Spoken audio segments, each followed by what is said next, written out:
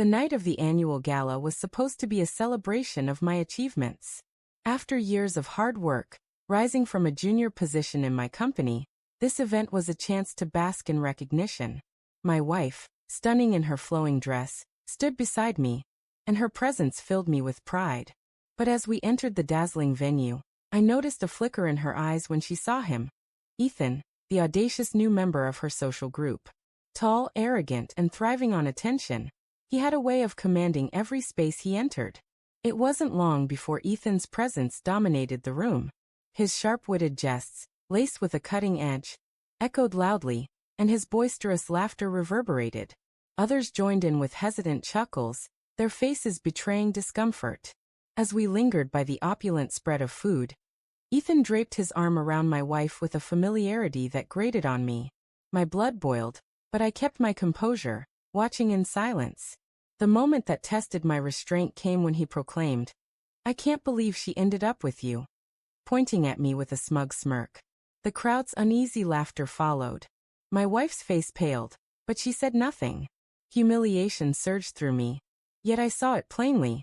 This wasn't just about me. Ethan thrived on belittling others to inflate his own ego.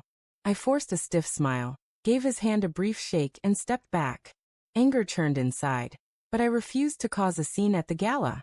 Instead, I retreated to a quiet corner, feigning a phone call while my thoughts raced, piecing together what I knew about Ethan. He wasn't merely a guest. He was a new recruit in our company's sales team. Recent HR communications had stressed fostering a respectful workplace. Over the next week, I carefully cataloged every unsettling encounter I could recall or discover. In the break room, I overheard Ethan's crude comments about female coworkers, his mocking remarks about people's looks, and his boasts that he could outshine anyone in the organization. Those around him laughed nervously, their unease evident. I discreetly spoke with colleagues, who admitted feeling intimidated by him, but too afraid to speak up. I collected evidence, dates, verbatim quotes, even screenshots of inappropriate late-night group texts he'd sent. Initially, I questioned whether I was being too vengeful, but as the proof piled up, it became clear. Ethan wasn't just impolite, he was a workplace tyrant. When I presented my detailed report to HR, the director's eyes widened as she reviewed the pages. "This is serious," she said, her voice heavy. I hadn't embellished a single fact. The evidence spoke for itself. By the meeting's end, HR promised a thorough investigation. The fallout was swift. Within 2 weeks, Ethan's overpowering presence disappeared from the office. HR issued a company-wide email referencing behavioral violations, though they kept details confidential.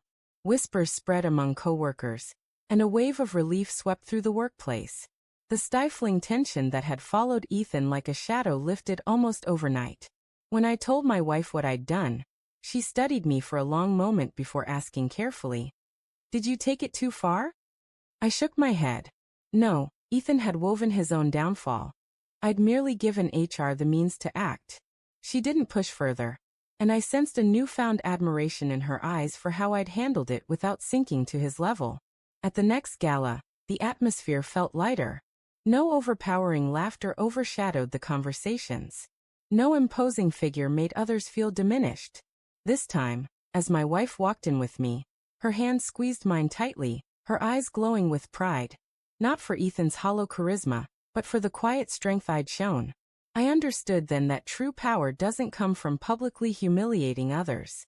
It arises from standing tall when someone tries to diminish you, and choosing to fight with strategy rather than bravado.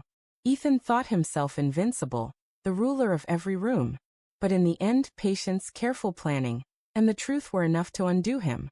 As we left the gala that night, I felt liberated. Not just because Ethan was gone, but because I'd defended myself with dignity. My wife's gaze carried a deeper respect, and I knew I'd earned something more valuable than public praise, her admiration. The best part? HR had been the one to bring him down. I'd only provided the push they needed. Ethan had shamed me once, but in the end, he'd brought far greater disgrace upon himself.